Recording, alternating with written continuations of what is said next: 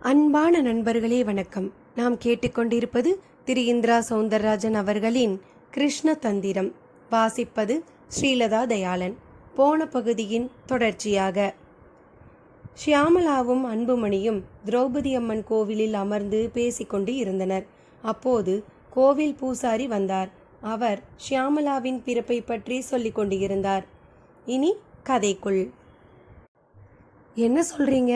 நான் இந்த கோயில் கல்மண்டபத்தில் பிறந்தேனா? எனக்கு தெரியலையே என்றாள் ஷியாமளா.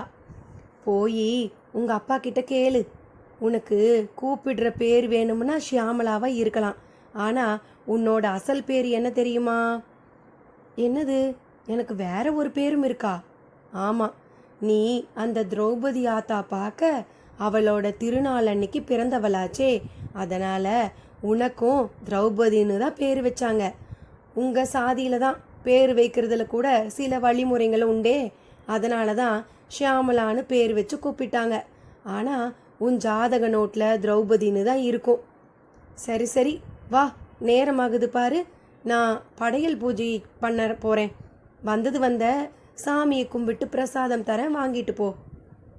பூசாரி பேச்சோடு பேச்சாக கோயிலின் பிரதான நுழைவாயில் நோக்கி நடந்தார்.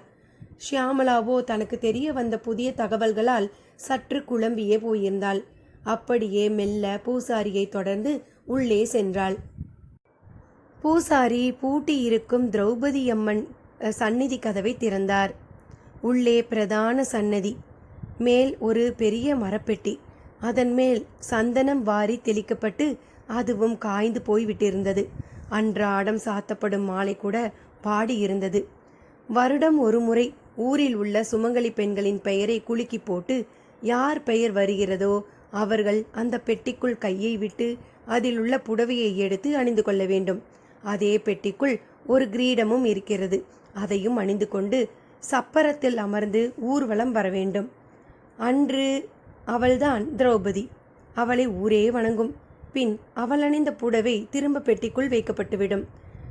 பெட்டிக்குள் புடவையை வைக்கும் போதும் சரி, எடுக்கும் போதும் சரி, அந்த பெண் தன் கண்களை கட்டிக்கொள்ள வேண்டும் என்பது விதி. காலகாலமாக இப்படித்தான் நடந்து வருகிறது. கோயில் சன்னதி வாசலுக்கு வந்து அந்த பெட்டியை பார்த்தபோது பூசாரி சொன்னார், உங்க அம்மா நிறை மாச கர்ப்பமாக இருந்தாங்க. நீ பிறந்த வருஷம் அவங்க பேரு திருவுள சீட்டில் வந்துடுச்சு. கர்ப்பம் வயிற்றோடு அவங்க சப்பரத்தில் உட்காந்துக்கிட்டு ஊர்வலம் வந்தது எனக்கு நல்லா ஞாபகம் இருக்கு. ராத்திரி கல் மண்டபத்தில் தங்கி இருந்தப்பதான் நீ பிறந்த. பூசாரி சந்நிதிக்குள் மரப்பெட்டி முன்னால் உள்ள விளக்கை நிமிண்டியபடியே கூடுதலாக சொன்ன அந்த தகவல் அவளுக்கு மேலும் ஆச்சரியம் அளித்தது. அப்போது, அந்த நாளில் அந்த திரௌபதி கூட ராத்திரி தான் பிறந்தா.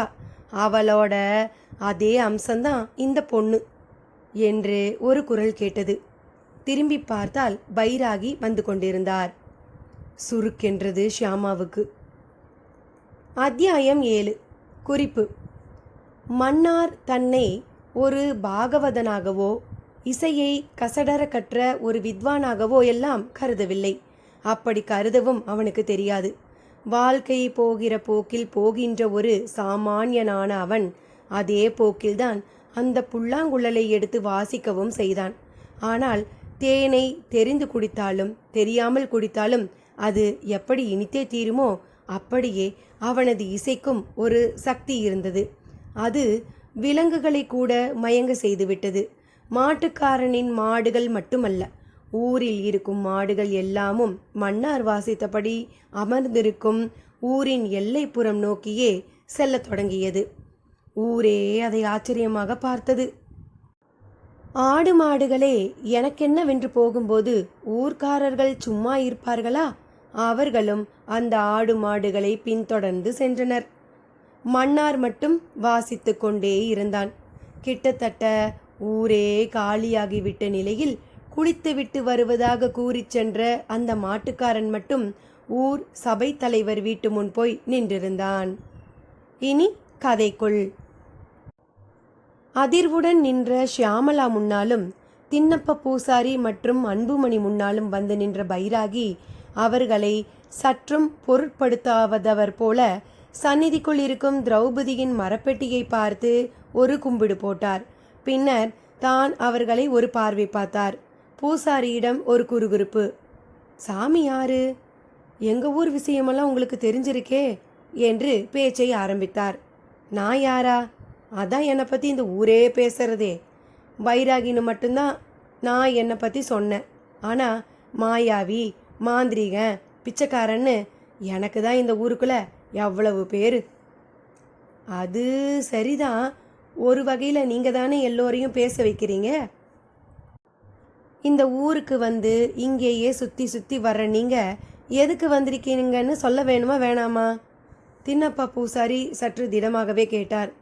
ஓஹோ, அப்படி சொல்லலைன்னா கண்டபடி நீங்கள் பேசுவீங்களோ?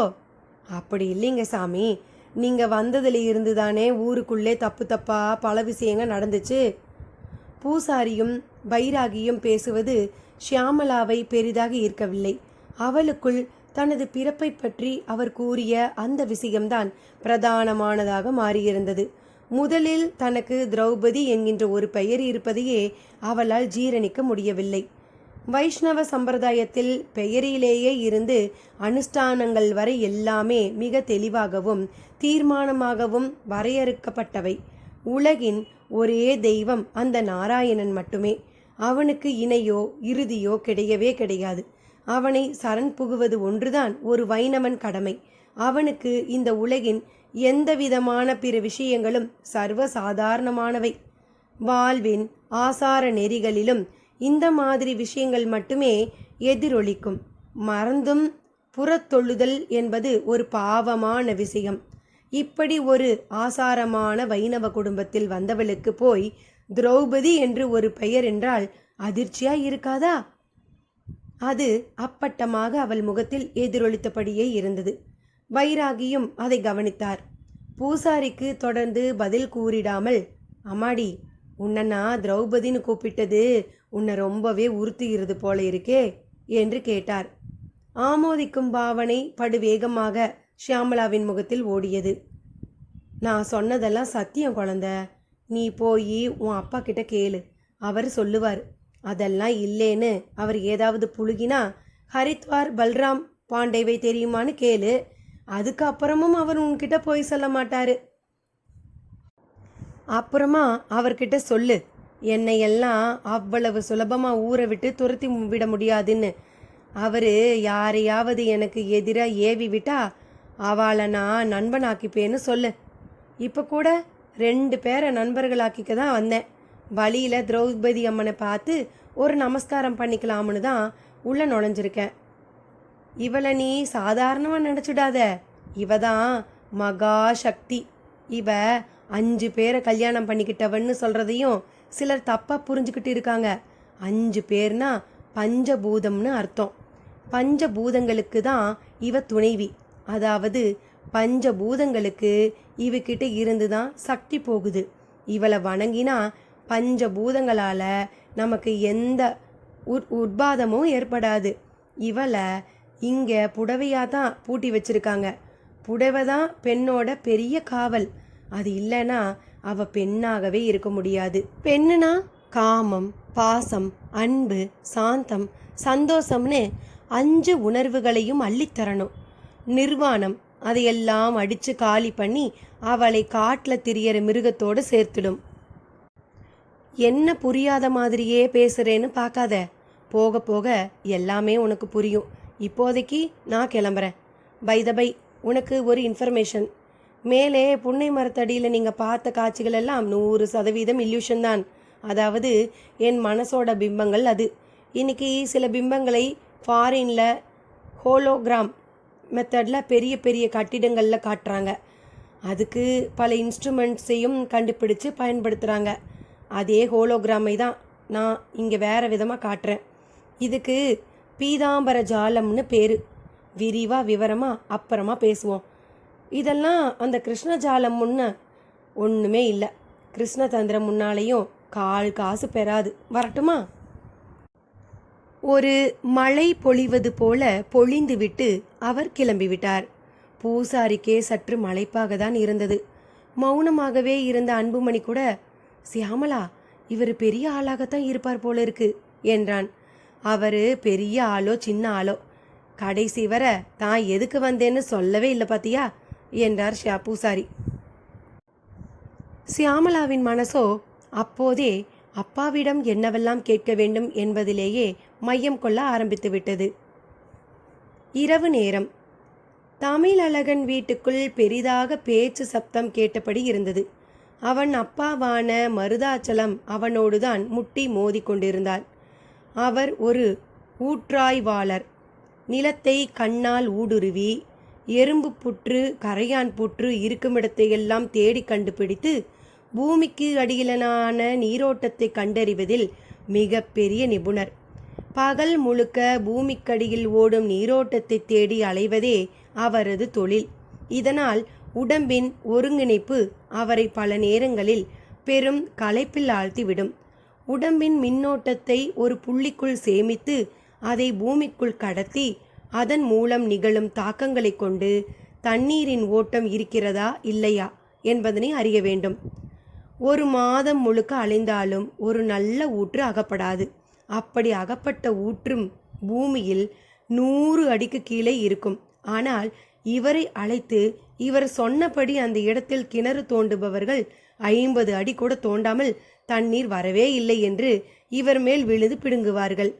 வராதவரை காசும் தரமாட்டார்கள். அன்றைக்கு கூட அதே போல ஒருவர் கத்தி கூப்பாடு போட்டு விட்டார். அதன் எதிரொலி வீட்டில் தெரிந்தது. 10 அடி தோன்றதுக்குள்ள தண்ணி வந்துடுச்சுன்னா என்ன அர்த்தம்? இது என்ன ஆறு பாயிர பூமியா? காலங்காலமா வறண்டு கிடக்கிற காஞ்ச பைய ஊரு. இன்னும் கொஞ்சம் தோண்டுவோமேன்னு எண்ணமே இந்த பயலுகளுக்கு இல்லையே. இங்கே நான் இப்படி கஷ்டப்பட்டுக்கிட்டு இருக்கேன், நீ என்னடானா கித்தாப்பா இப்போவே மந்திரி ஆயிட்ட மாதிரி சுற்றிக்கிட்டு இருக்க. அரசியலெல்லாம் நமக்கு சரிப்பட்டு வராதுன்னா கேட்க மாட்டேங்கிற. வெங்கடாஜலம்னு வெச்ச பேரையும் தமிழழகன்னு மாற்றிக்கிட்டு கூத்தடிக்கிற. யாராச்சும் என்கிட்ட வந்து தமிழ் இருக்கானா இங்கிலீஷ் இருக்கானான்னு கேட்கும்போது எனக்கு பத்திக்கிட்டு எரியுதுடா. கால் காசுக்கு துப்பில்லாத உனக்கு எதுக்குடா புது பேரு, வீணா போனவனே. மருதாச்சலம் இடி இடித்து சொல்மலை பொழிந்து கொண்டிருப்பதை கொஞ்சமும் பொருட்படுத்தாமல் ஆணியில் தொங்கியபடி இருந்த சட்டையை எடுத்து மாட்டிக்கொண்டு வீட்டுக்கு வெளியே வந்தான் தமிழழகன். எதிரிலேயே பைராகி. தெருவின் இருட்டில் ஒரு கருப்பு உருவமாகத்தான் தெரிந்தார். யாரது? தமிழும் தைரியமாகவே கேட்டான். யாரா? மேலே தேடிக்கிட்டு வந்தியே அதே பைராகி. பதிலோடு மெல்ல தெருவிளக்கு வெளிச்சத்தில் முகம் காட்டத் தொடங்கினார். தமிழழகனுக்கு அவரை நேரில் பார்க்கவும் கொஞ்சம் சுருக்கென்றது. நீங்களா? நானே தான். என்னப்பா, என்னை ரொம்ப ஆவேசமாக தேடி வந்த போல இருக்கே. ஆமாம், நீங்கள் தான் ஊருக்குள்ளே மேஜிக் பண்ணிக்கிட்டு திரியிறீங்களா? மேஜிக்கா? அப்படின்னா இப்போ என்ன, என்கிட்ட சண்டை போட வந்திருக்கீங்களா? சண்டையா? சேச்சே, நீ தான் உன் அப்பாவோட இப்போ சண்டை போட்டுக்கிட்டு இருக்க. கோவிச்சுக்கிட்டு வெளியே வந்த. நான் வந்திருக்கிறது என்ன உனக்கு புரிய வைக்க. பைராகியின் பேச்சு அவனுக்கே புதிராகத்தான் இருந்தது. அவரை அடுத்த கேள்வி கூட கேட்க தெரியாதபடி வெறித்தான். ஆமாம், என்ன சண்டை? உங்கள் அப்பா உன்னை தண்டச்சோறுன்னு சொல்லாமல் சொல்கிறாரா? இதோ பாருங்க, உங்களுக்கு இப்போ என்ன வேணும்? நான் மற்றவங்க மாதிரி கிடையாது. என்கிட்ட உங்கள் மாய்மாலமெல்லாம் செல்லாது. அடையான்ப்பா, நீ வேற மாய்மாலம் அது இதுன்னு ஏதோ பேசிக்கிட்டு. நான் ஒரு அப்பாவிப்பா. ஏதோ கொஞ்சம் மந்திரம் தெரியும், அவ்வளவுதான். மந்திரமா? அப்படின்னாலே பெரிய ஃப்ராடுன்னு தானே அர்த்தம். ஃப்ராடா? அவசரப்படுறியே. எதையும் அனுபவித்து ஆராய்ஞ்சு பார்த்துட்டு சொல்லணும். வேணாம் சாமி, இப்படியெல்லாம் பேசினா நான் உங்கள் பித்தலாட்டத்தையும் பெரிய விஷயமா நினச்சி உங்கள் பேச்சை கேட்டுருவேன்னு நினச்சிடாதீங்க. அட என்னப்பா நீ, கோர்ட்டில் தூக்கு தண்டனை கைதிக்கிட்ட கூட உன் கடைசி விருப்பம் என்னன்னு கேட்பாங்க. நீ எனக்கு அந்த வாய்ப்பை கூட தரமாட்டேங்கிறியே. பைராகியின் இணக்கமான பேச்சு தமிழழகனையும் சற்று குலைத்தது.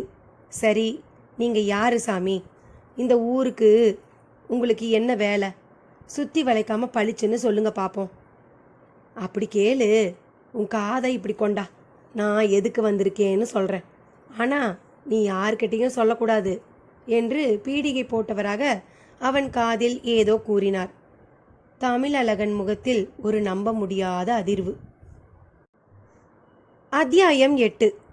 குறிப்பு. ஊர் சபை தலைவர் வீட்டு முன் நின்ற மாட்டுக்காரனை தலைவர் ஏற இறங்க பார்த்தார்.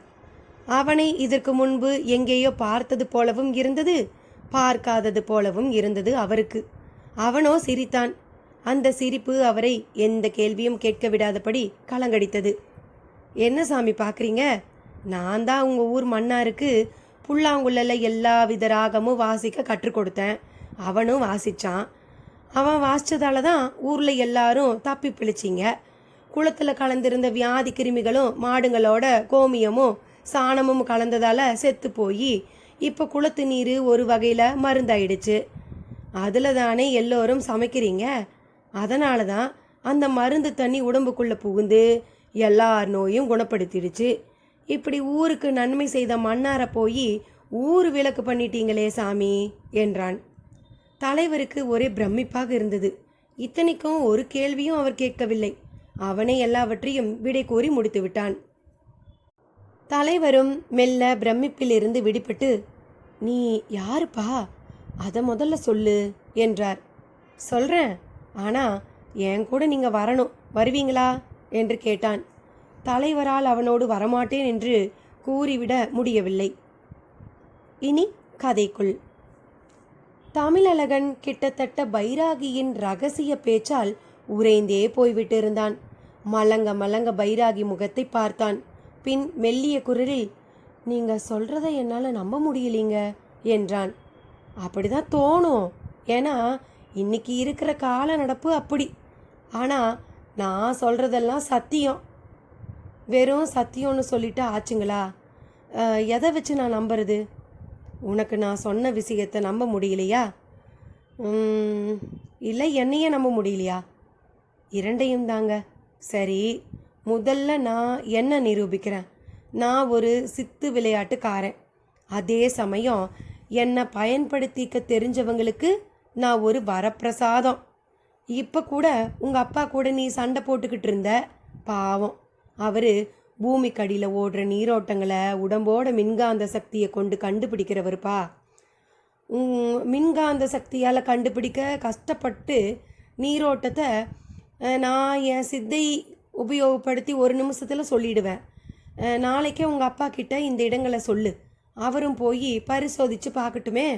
தண்ணி அந்த இடத்துல 10 அடியில் வந்தால் என்ன நம்பு, சரியா? இந்த டீல் நல்லா தான் இருக்குது. ஆனால் இந்த சித்து மாய மந்திரமெல்லாம் டுபாக்கூர்னு நினைக்கிற பார்ட்டியாச்சே நான். நீயா இரு அப்பனே, நடக்க நடக்க நம்பினா போதும். சாமி, நீங்கள் சொல்ல போகிற நீரோட்ட விஷயமெல்லாம் ஒரு விஷயமே இல்லை. கொஞ்சம் கஷ்டப்பட்டால் எங்கள் அப்பாவே கண்டுபிடிச்சிடுவார். அதானே அவர் வேலையே. வேற ஏதாவது சொல்லுங்க. தமிழழகன் அவருக்கு தன் பாணியில் பிராக்கெட் போட்டான். அப்படியா? சரி, இந்த ஊரில் ஒரு இடத்துல புதையல் இருக்குது. அதை நான் உனக்கு கிடைக்கும்படி பண்ணுறேன். அப்போ நம்புவியா? இல்லை, நீங்களே புதைச்சி வச்சுக்கிட்டு கூட என்னை தோண்டி எடுக்க வச்சு ஏமாற்றலாம். ஆட, அப்போ சரி, நீ ஏன் உன் விருப்பத்துக்கு எதை வேணும்னாலும் சொல்லு, அப்புறம் பாரு. சரி, என்னை நம்ப வைக்கிறதுக்காக உங்களுக்கு நீங்கள் இப்படி செய்கிறதுனால உங்களுக்கு என்ன லாபம்? அதுக்கு முதல்ல பதில் சொல்லுங்கள். நீ ரொம்பவே நேரடியாக விஷயத்துக்கு வந்துட்ட. நானும் நேரடியாகவே விஷயத்துக்கு வந்துடுறேன். நான் எதுக்கு வந்திருக்கேனோ அந்த விஷயத்துக்கு உன்ன மாதிரி ஒருத்தனோட உதவி ரொம்பவே தேவை இருக்குது. அதுக்கு தான். பாரா, நான் ஒரு சாமானியப்பட்டவன் சாமி. நீங்களோ புதையல் அது இதுன்னு பெரிய பெரிய விஷயமெல்லாம் கையில் வச்சுக்கிட்டு இருக்கீங்க. உங்களுக்கு ஏன் உதவியா? உனக்கு ராமாயணம் தெரியும் தானே? இப்போ எதுக்கு அந்த கேள்வி? கேட்டதுக்கு பதில் சொல்லு. ராமாயணமோ பாரதமோ தெரியாதவங்க யாராவது இருக்க முடியுமா? சந்தோஷம். ராமாயணத்தில் ராமர் யார்? அவர் தான் ஹீரோ. ஹீரோ சரி, அவரை நாம் என்னன்னு சொல்லுவோம்? ராமன்னு தான். ராமன்கிறது பேர். ஆனால் ராமனை கடவுளாக தானே பார்க்குறோம். நான் பார்க்குறேனோ இல்லையோ ரொம்ப பேர் பார்க்குறாங்க. அப்படிப்பட்ட கடவுளான ராமனுக்கே ஒரு வானரப்படை உதவி செய்தது. குறிப்பாக சேது பாலம் கட்டும்போது ஒரு அணில் கூட உதவினதா கதை உண்டு, கேட்டிருக்க தானே? அந்த மாதிரியான கதை தான் நிறையவே நம்ம ஊரில் உண்டே. கடவுளான ராமனுக்கு ஒரு அணில் உதவினதால ராமன் தாழ்ந்து போய் விட்டானா என்ன? ஓ, நீங்கள் அப்படி வரீங்களா? சரி சாமி, உங்களுக்கு நான் உதவி செய்கிறேன். அதில் எனக்கு என்ன லாபம்? நான் சொன்னால் நீ நம்ப மாட்ட. இருந்தாலும் சொல்கிறேன், என் கூட நீ நில்லு. என் நோக்கம் நிறைவேறட்டும். உன் அக்கா புருஷனோட எய்ட்ஸ் வியாதியை கூட ஓட ஓட விரட்டி அடிக்கிறேன். உன்னையும் மந்திரி அளவுக்கு உயர்த்தி காட்டுறேன். வைராகி பேச்சு போக்கில் அக்கா கணவன் எய்ட்ஸ் வயப்பட்டிருப்பதை போட்டு உடைக்கவும் தமிழழகனுக்கு ஒரு கணம் மூச்சே நின்று போனது. சாமி, இதெல்லாம் எப்படி உங்களுக்கு? அதான் வைராகி. அவர் கண் சிமிட்டி விட்டு, நாளைக்கு பார்ப்போம் என்று திரும்பி நடக்க தொடங்கினார். கிட்டத்தட்ட செல்லப்பாவும் ஸ்தம்பித்துதான் போயிருந்தார். காரணம், வீடு திரும்பிய வேகத்தில் ஷியாமலா கேட்ட கேள்விகள் அப்படி. அதுவும் ராகவை வைத்துக்கொண்டே. அப்பா, என் நிஜ பெயர் திரௌபதியா என்று ஆரம்பித்து, நான் கோயில் கல்மண்டபத்தில் பிறந்தவளா என்றும் கேட்டாள். ஆமா, யாருப்பா அந்த ஹரித்வார் பல்ராம் பாண்டே என்றும் கேட்டதுதான் அவர் நெஞ்சை அடைக்க வைத்து விட்டது. ராகவும் அவரையே கவனித்துக் கொண்டிருந்தான். ஷியாமலா, இதெல்லாம் ஒரு பெரிய விஷயமா? இத போய் ஏதோ பிரம்ம ரகசியம் மாதிரி நினைச்சுட்டு கேக்குறியே என்றான். நீ சும்மா இரு ராகவ், என் வரையில இது அப்படித்தான். எனக்கு இந்த விஷயம் எவ்வளவு பெரிய ஷாக்கு தெரியுமா? ஷாக்கு இது இல்ல, அந்த பைராகி அங்க உன்னை பார்க்கவே வந்துட்டதுதான் ஷாக்கு. நீ கொஞ்சம் சும்மா இரு. அப்பா, நீங்க சொல்லுங்கோ. நான் கேள்விப்பட்டதெல்லாம் உண்மைதான் ஷியாமலா. இதுல மூடி மறைக்க என்ன இருக்கு? உனக்கு திரௌபதினு பேரு வச்சது நீ அங்க அந்த நேரத்துல பிறந்ததால தான். அவளோட அம்சங்கிறது அர்த்தத்துல அந்த பேர் வச்சோம். ஆனாலும் நம்ம சம்பிரதாயம்னு ஒன்று இருக்கிறதால உனக்கு ஷியாமலான்னு பேரு வச்சேன். அந்த கண்ணனுக்கு ஷியாமல வண்ணன்னு ஒரு பேர் உண்டு. அந்த பொருளை தான் பேர் வச்சேன். சரி, யார் அந்த ஹரித்வார் பல்ராம் பாண்டே? அந்த பேர் தான் அந்த பைராகியோட பேரா? அப்படிதான் தோன்றது.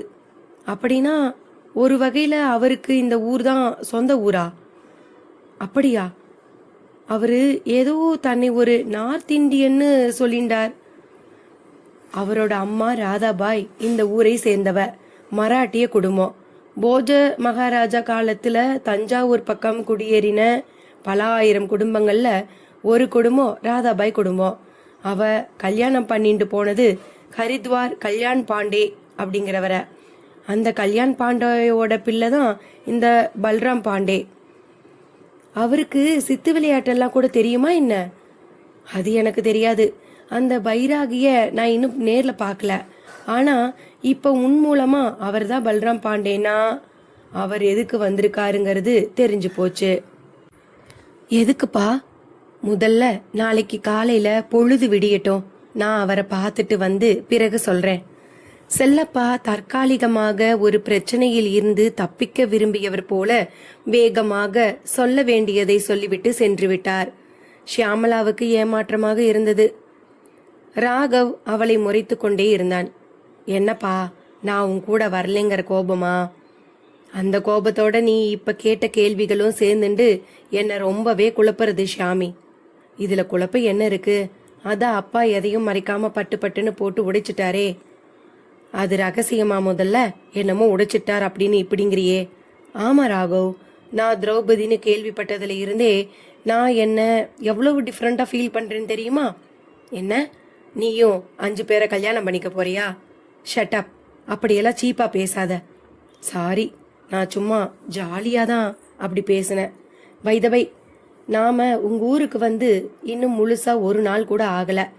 ஆனா எனக்கு என்னவோ இங்க வந்து ரொம்ப நாள் ஆன மாதிரியும் நாம வந்த வேலையை விட்டுட்டு திசை மாறி போற மாதிரியும் ஒரு ஃபீலிங்.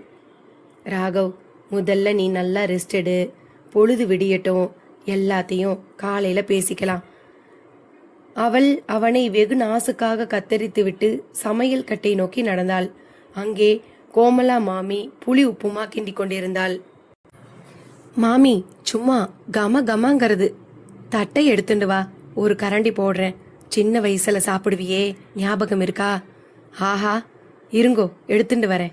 ஓடிப்போய் சமையல் மேடை மீது சீராக அடுக்கப்பட்டிருந்த தட்டில் ஒன்றை எடுத்தாள். மாமியும் ஒரு கரண்டி உப்மாவை போட்டு வத்தல் குழம்பை ஒரு அரை கரண்டி விட்டாள். அதை வாயில் போட்டதில் சற்று அதிகபட்ச சூட்டோடு வாயில் மேல் அன்னம் கீழ்பாகம் இரண்டும் சற்று வெந்து போவது போல ஆகிட ஒரே விழுங்காய் விழுங்கினாள். மேருமலையை மத்தாக கொண்டு கடையப்பட்ட அமுதம் அந்த ஒருவாய் உப்மாவாகத்தான் இருக்க வேண்டும் என்பது போல தோன்றியது ஷியாமளாவுக்கு. பிரமாதம் மாமி. ஆமா, எங்க அந்த பிள்ளையாண்டான்? ராகவ் தானே? ஆமா, கூப்பிடு. சுட சுட அவருக்கும் போட்டு விடுறேன். சும்மா அவனே கூப்பிடுங்க. என்னை விட 2 வயசு தான் அவன் பெரியவன். இருந்தாலும் அசலாச்சே, எந்த உரிமையில கூப்பிடுறது? அதெல்லாம் தப்பு ஷியாமா. சரி, உங்க இஷ்டம். இருங்க, அவனையும் கூப்பிடுறேன். இப்பதான் போய் ரெஸ்ட் எடுன்னு அனுப்பி வச்சேன். அவனுக்கு மாடியில ரூம் ரெடி பண்ணிட்டேல் தானே? அதெல்லாம் நேத்தே ரெடி ஆயிடுத்து. அங்கேயே பாத் டப்புல பாத்ரூம் ஹீட்டர் முதற்கொண்டு இருக்கே. அவன் கொஞ்சம் நீரியான மாதிரி. பாத்ரூமுக்குள்ள போனா 1 மணிக்கு குறையாம ஆகும் அவனுக்கு. கோமலா மாமி சிரித்து கொண்டே கேட்டாள். உன்கிட்ட ஒன்று கேட்டா தப்பா எடுத்துக்க மாட்டியே என்றாள். என்ன மாமி? நீ உன் அப்பா கிட்ட பேசினதையும் அவரு பதிலுக்கு சொன்னதையும் கேட்டுதான் இருந்தேன். அதுக்கு என்ன இப்போ? எனக்கு நீ திரௌபதிங்கிறதே இப்பதான் தெரியும். பேர்ல தான் நான் திரௌபதி மாமி. என்னமோ பஞ்ச பாண்டவா பத்தினி மாதிரியே என்ன பாக்குறேலே. இல்லப்பா, கிட்டத்தட்ட நீ அவளே தான். ஷியாமலாவா ஜென்மம் எடுத்து வந்திருக்க. நீ வேணா பாரு, உன் கையில தான் கிடைக்க போறது அந்த கிருஷ்ணனோட புல்லாங்குழல். மாமி இறுதியாக சொன்னது ஷியாமலாவை ஒரு வினாடி உலுக்கி போட்டது. அத்தியாயம் 9. குறிப்பு: அந்த மாட்டுக்காரன் ஆள் அரவமற்ற தெருக்களில் இறங்கி என் பின்னாலேயே வாங்க என்றவனாக நடக்கத் தொடங்கினான். தலைவரும் பின்தொடர்ந்தார். அவன் நடப்பது போலவும் இருந்தது, ஓடுகிற மாதிரியும் கூட இருந்தது. அவன் வேகத்தோடு அவரால் போட்டி போட முடியவில்லை. அவன் யாதககிரி குன்றின் அடிவாரத்தில் போய் நின்றான். அடிவாரத்தில் இருந்தது ஊருக்குள் சென்ற மண் சாலை. ஒரு பாம்பின் உடல் போல வளைசல் நெரிசலுடன் கிடந்தது. அதில் மூச்சிரிப்போடு நடந்து வரும் தலைவர் ஊருக்குள் கூட யாரும் இல்லாதது கண்டு ஆச்சரியப்பட்டார். எல்லோரும் எங்க போனார்கள் என்று கேள்வியுடன் பார்க்க அவன் மலைப்படிகளில் ஏறிக்கொண்டிருந்தான். குறிப்பிட்ட ஒரு இடத்தில் நின்று கொண்டு செய்கை காட்டி வேறு அழைத்தான். அவரும் மலைப்படிகளில் ஏறினார்.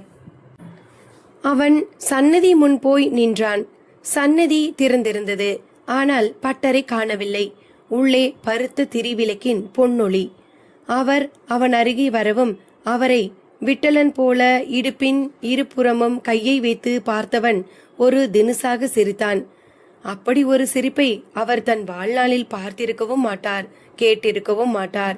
அவனும், நான் தான் மன்னாருக்கு வாசிக்க சொல்லிக் கொடுத்தேன். அவன் செஞ்சிருக்கிறது பரோபகாரம். இப்ப கூட அவன் கையில இருக்கிறது என் புல்லாங்குழல் தான். அது இசைவையும் தரும், இசையையும் தரும். அதை வெறும் மூங்கிலா பார்த்தா மூங்கில், மந்திரக்கோளா பார்த்தா மந்திரக்கோள், குழலாய் பார்த்தா குழல். அது பத்திரம். அது வேற, நான் வேற இல்ல. எல்லாரும் அதை எடுத்து பயன்படுத்திடவும் முடியாது. அதுக்கு ஒரு லயம் வேணும். சரி, நான் வரேன்.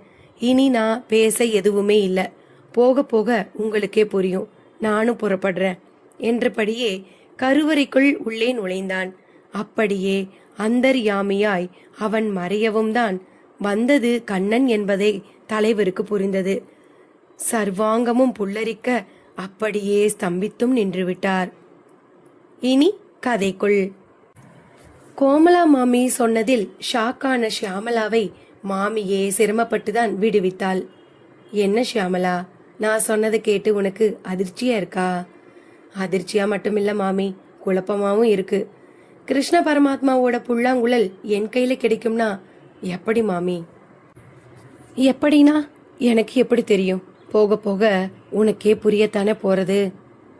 ஏன் மாமி இப்படி புராண கதை மாதிரி எதையாவது சொல்றேல்? கிருஷ்ணா பரமாத்மாவோட புல்லாங்குழல் இன்னும் இங்க இருக்குங்கிறத நம்புறதுக்கே ஒரு தனி அறிவு வேணும். இதுல அது இந்த ஊர்ல இருக்குங்கிறத நம்ப இன்னும் கொஞ்சம் கூடுதலா வேணும். அப்படி இருக்கிற அது என் கையில போய் கிடைக்கும்னு சொன்னேல் பாருங்கோ, அதுதான் பெரிய ஜோக்கு. இப்போதைக்கு நீ அப்படியே நினைச்சுக்கோ. நான் என்னோட அனுமானத்தை சொன்னேன். இன்னொன்னு சொல்றேன், பைராகி மாதிரி மாயம் மந்திரம் பண்றவாள்லாம் இந்த ஊர்ல சுத்தி திரியணுங்கிறது அதுக்காகத்தான். ஏன்னா அது புல்லாங்குழலுக்கு புல்லாங்குழல், மந்திரக்கோளுக்கு மந்திரக்கோள். மாமி அடுத்த கட்டத்துக்கு போனாள். என்னது மந்திரக்கோளா? பின்ன கிருஷ்ணர் அதை கையில வச்சுட்டு தானே எல்லோரையும் அந்த ஆட்டு ஆட்டி வச்சார். போதும் மாமி, நான் இன்னும் கொஞ்ச நாள் இங்க இருந்தேன்னா நீங்க அம்புலி மாமா கதை மாதிரி அடுத்தடுத்து இன்னும் ஏதாவது சொல்லிண்டே போவேல். அப்புறம் நானும் அதையெல்லாம் நம்ப முடியாம திணற வேண்டி இருக்கும். வரேன். ஷியாமா தப்பித்து ஓடுபவள் போல ஓடினாள். கை கால்கள் கழுவிக்கொண்டு சாப்பிட வந்து உட்கார்ந்திருந்தான் அன்புமணி. கோமதிதான் சாதம் பரிமாற தொடங்கினாள். மதியம் செய்த சாதம், பாதி நல்ல அரிசி பாதி ரேஷன் அரிசி. ஒரு தினசாகத்தான் இருந்தது. புளிக்குழம்பும் வைத்திருந்தாள். அதை திரும்ப கொதிக்க வைத்ததுதான். இலையில் ஊற்றினாள். பசிக்கு சாப்பிடுவது ஒரு விதம், ருசிக்கு சாப்பிடுவது ஒரு விதம்.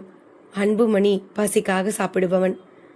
எனவே அதன் உப்பு உரைப்பை பற்றி எல்லாம் எந்த எதிர்பார்ப்பும் கவலையும் இன்றி அந்த சோற்றை அள்ளி அள்ளி விழுங்கினான்.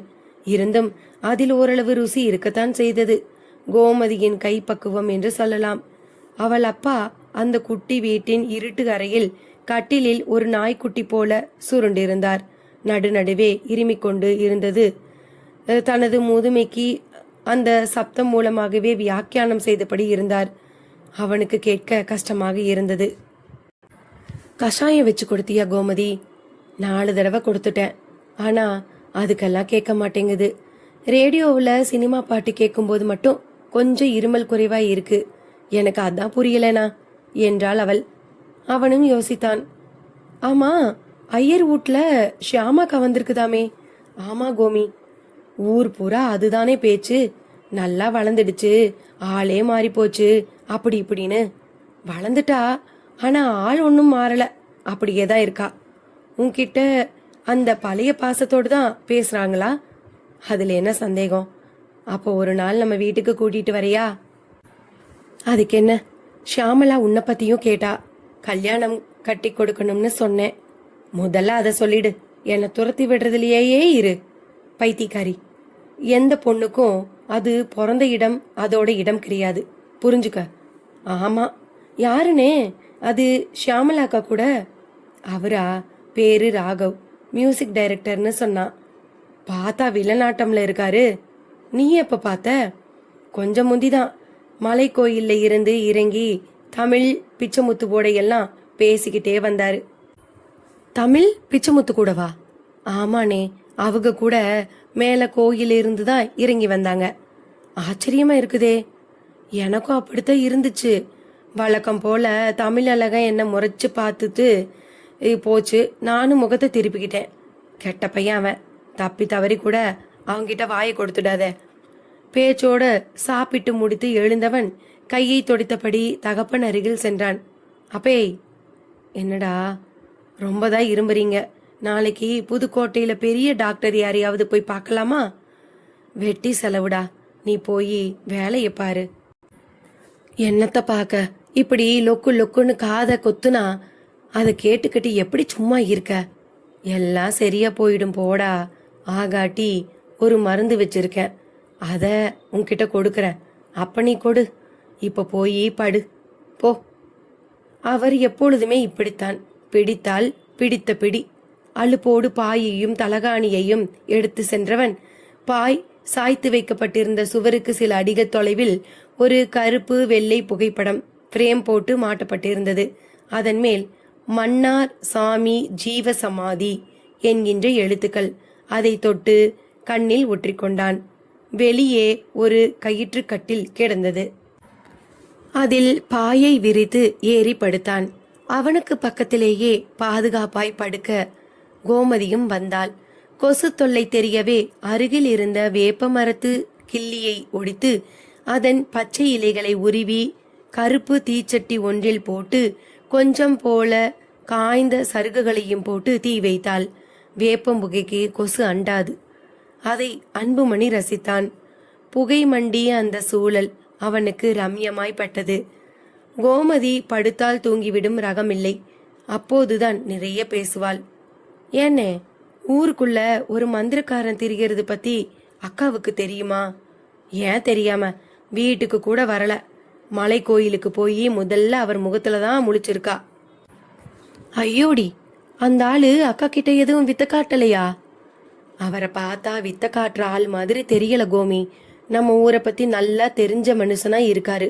நம்ம ஷியாமலாவுக்கு திரௌபதிங்கிறது தான் வெச்ச பேரு. அதை அந்த ஆள் அப்படியே சொன்னப்ப நான் ஆடி போயிட்டேன். ஆத்தாடி, அப்ப நீ அவரை பத்தி என்ன நினைக்கிற? எனக்கு சொல்ல தெரியல. எடக்கு முடக்கா ஊருக்குள்ள ஏதோ நடக்க போகுதுன்னு மட்டும் தோணுது. அண்ணே, உன்கிட்ட ஒரு முக்கியமான விஷயம். என்ன கோமி? நாளைக்கு விடிஞ்சா வியாழக்கிழமை. நான் நம்ம முப்பாட்டனோட சமாதிக்கு போய் விளக்கு போட்டுட்டு வரப்போறேன். என்ன கோமி திடீர்னு? அங்க போயிட்டு வந்தாலே நல்லது நடக்குமாமே. அவள் சொன்ன உடனேயே சிரித்து விட்டான். இப்ப எதுக்குன்னு சிரிக்கிற? இல்ல, எப்படியெல்லாம் நம்பிக்கைங்க பாரு, அதை நினைச்சுதான். நம்பிக்கையா? இல்லண்ணே, என் தோழி செண்பகம் 9 வாரம் போய் விளக்கு போட்டுட்டு வந்தா. அவ வேண்டிக்கிட்ட மாதிரி அவ அண்ணனுக்கு வேலை கிடைச்சிடுச்சு. காக்கா உட்கார பணம் பழம் கோமி. அந்த சமாதிக்குள்ள இருக்கிறவரு நம்ம முப்பாட்டனாரு. அவருக்கு சக்தி இருந்திருந்தா நாம இப்படியா கஷ்டப்பட்டுட்டு இருப்போம்?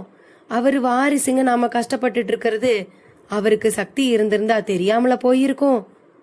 நீ என்னதான் சொல்ல வர? எப்பவோ சாமி புல்லாங்குழல வாசிச்சு ஊருக்கு நல்லது பண்ணாராம். இத சாமியே வேற வந்து சொல்லிட்டு போச்சான். அதனாலதான் அவருக்கு சாமி பட்டம். அவர் சாகவும் எல்லோரையும் எரிக்கிற மாதிரி எரிச்சிடாம புதைச்சு ஒரு மண்டபத்தையும் கட்டிட்டாங்க. இது நடந்து 150-200 வருஷமும் ஓடி போயிடுச்சு. அவருக்கு நிஜமா சக்தி இருந்திருந்தா நாமெல்லாம் இப்படியா இருந்திருப்போம்? நீ கொஞ்சம் யோசிச்சுதான் பாரேன். ஏன்ன இப்படி விரக்தியா பேசுற? நான் அப்படிதான் பேசுவேன். நீ படுத்து தூங்கு. அவன் சொல்லவும் அவள் முகம் தூக்க அப்பாவின் இருமல் அதிகமாகிவிட்டிருந்தது. கட்டில் கால் துவாரத்தில் எப்பொழுதுமே ஒரு புல்லாங்குழலை சொருகி வைத்திருப்பான். தூக்கம் வராத நிலையில் எடுத்து வாசிப்பான். இரவு நேரம், குளிர்ந்த காற்று. அதில் அவன் கலக்கவிடும் அந்த காற்றிசைவு அமிர்தமாக இருக்கும். கோமதியும் அப்படியே ரசித்தபடியே தூங்கிவிடுவாள். இன்றும் அப்படித்தான் நடக்கும் போல இருந்தது. அப்போது பொழுது விடிந்ததும் செல்லப்பா சொல்லப்போவது என்ன? பைராகியின் ரகசியம் வெளிப்படுமா? தொடர்ந்து கேட்போம் சிறிது இடைவெளியில். நன்றி நண்பர்களே.